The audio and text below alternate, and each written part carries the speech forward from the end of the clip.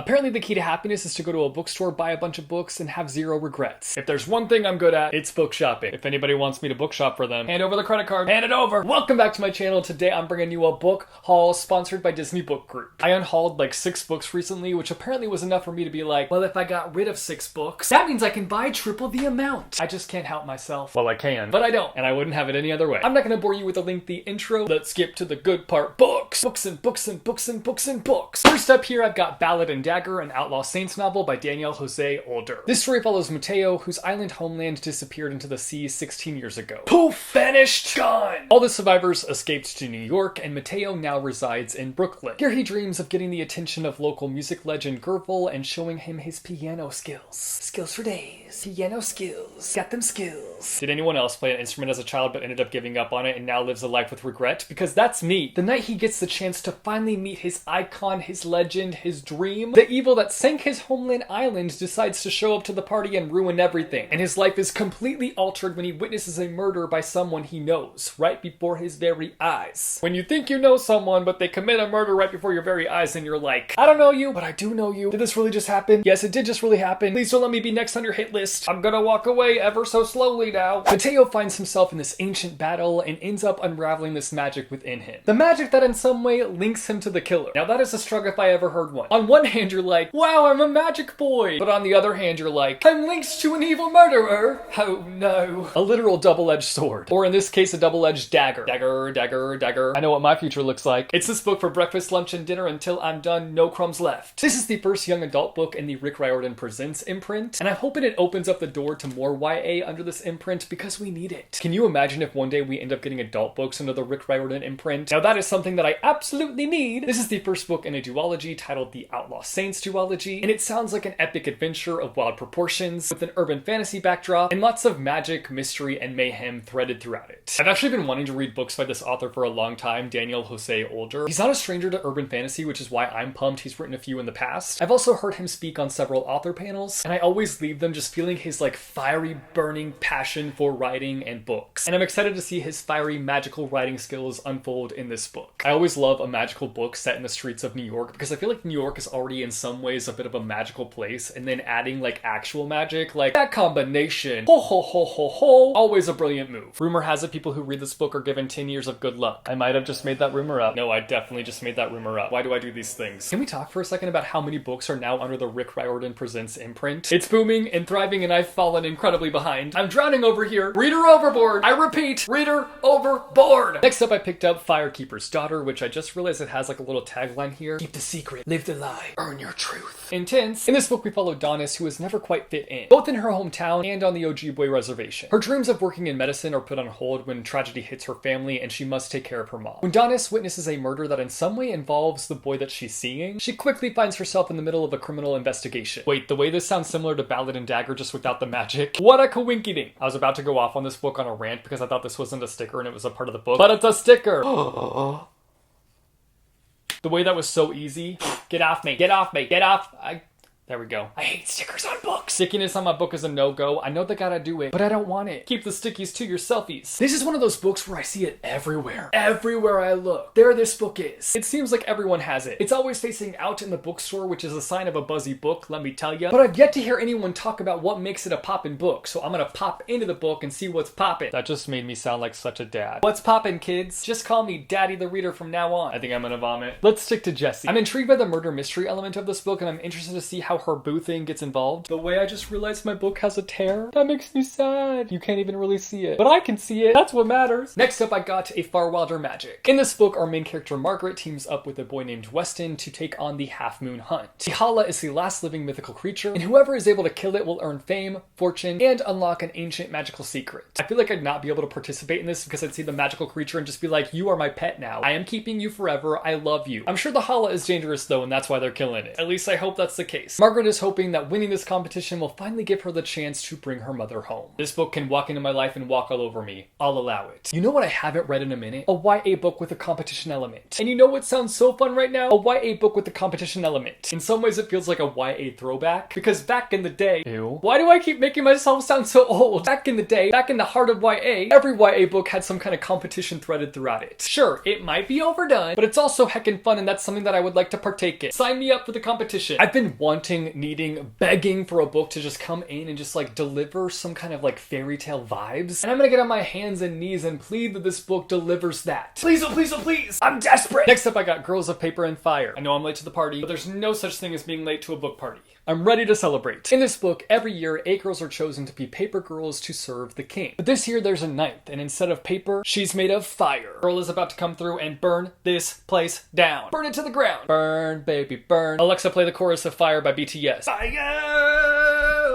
This is one of those books where I keep getting items related to this book in Illumicrate boxes, and I just gotta know what's going on. I feel like there's a secret society that I haven't been inducted to, and I'm here, I'm ready to go through the ceremony and sell my soul to the dark side. I'm giving you my soul, Girls of Paper and Fire. Do with it as you please. I just need to know where I stand with this book. I gotta know. I feel like this has to be one of those books that I've been sleeping on. I'm really good at calling y'all on sleeping on books that I want you to read, but here I've been sleeping on this book. Don't worry, I'm waking up, y'all. I hate the snooze button too many times. I'm done with my extra 5 minutes of sleep. Wakey, wakey. It's a sapphic YA fantasy, and it just hit me how in the mood I am for YA fantasy right now. Clearly I need some adventure, some top-notch characters, and some easy breezy beautiful young adult books. If I don't read this book this year, then I should have to sell my entire book collection. It ain't gonna happen. Next up, I picked up The Lending Library. This story follows a woman named Dodie who decides that she is going to open up her own little lending library in her sunroom. After the town's library closes indefinitely, she decides that she is going to make her own little library. This is a romance book, but like, maybe my opinions on romance books have changed.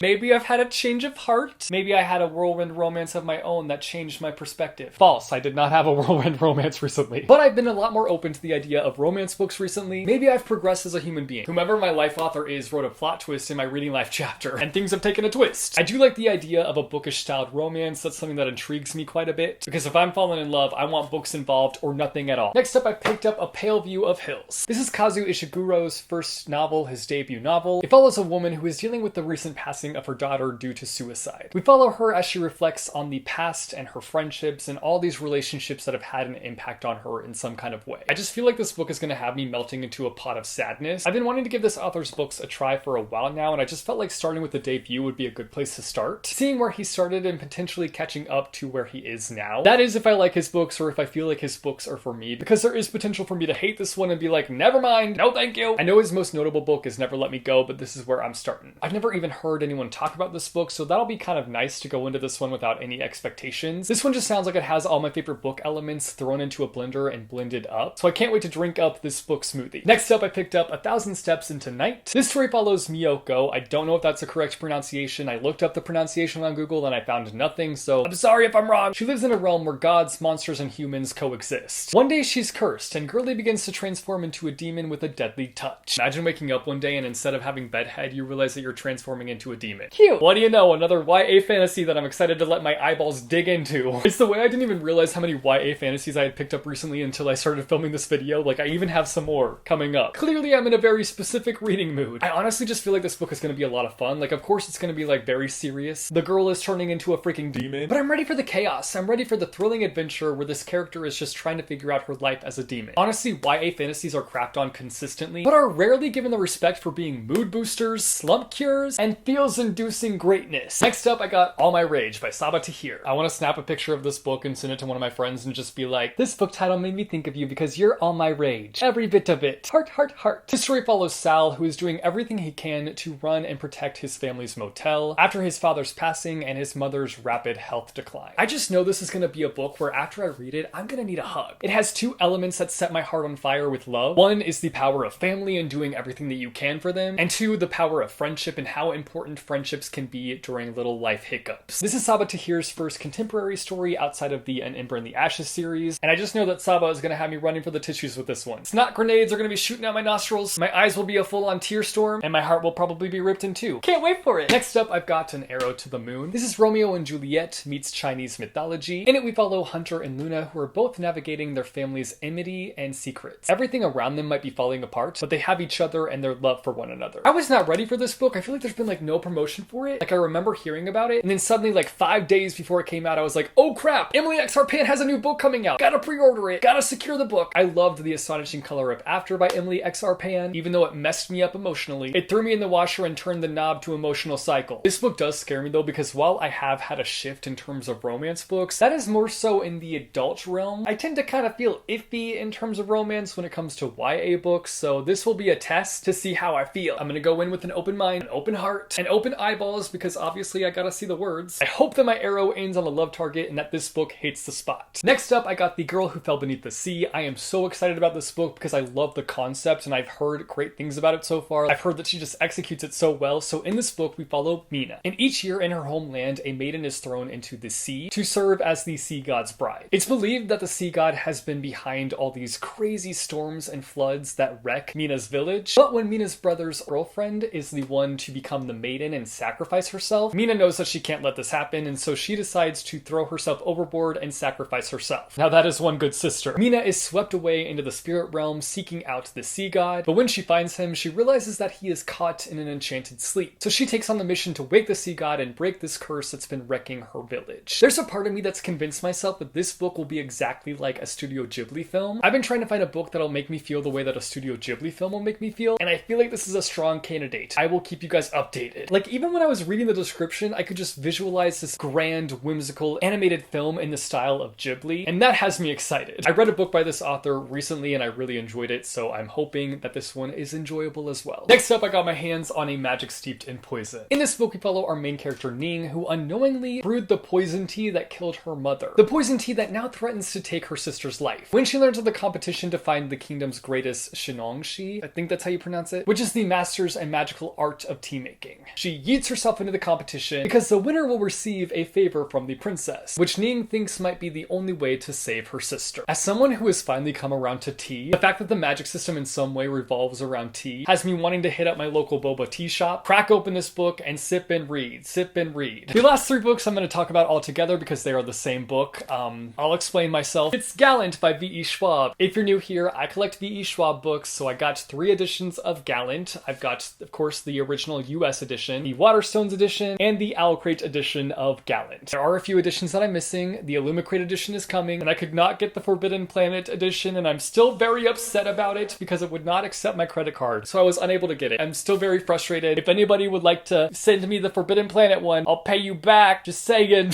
Gallant is the story of Olivia, whose only traces of her past involve her mother's journal. When a letter invites Olivia to come home to Gallant, she jumps at the chance, but when she gets there, she realizes that it's not everything that she expected it to be. And quite frankly, nobody was expecting her to show up. So the question is, who invited her home? I'm very much so looking forward to getting to Gallant. I've heard that it's got like kind of a fairy tale vibe to it, which again, that's something that I've been craving recently. And I love me some V.E. Schwab. I feel like she is just a full-on master when it comes to storytelling. Those are all the books that I picked up recently, and I'm very excited to get to each and every one of them, even if it takes me like 10 to 15 years to get to some of them. It's fine. There's no rush, but I am very excited about all of them. You guys should let me know down below in the comments if you have read any of these books and what your thoughts are on them. If not, let me know down below in the comments a book that you've picked up recently that you're excited about. Again, thank you to Disney Book Group for sponsoring today's video. Ballad and Dagger is in stores now, and I will have a link to it down below in the description. If you like this video, be sure to go and hit that like button. If you want to see more bookish content from me, be sure to go and hit subscribe or go and hit that bell icon and you'll be notified every time I post new videos. As always, thank you guys so much for watching. I hope your day is bright, that tomorrow is brighter. Keep reading what your heart desires, and I will see you soon with a new video. Bye, yo!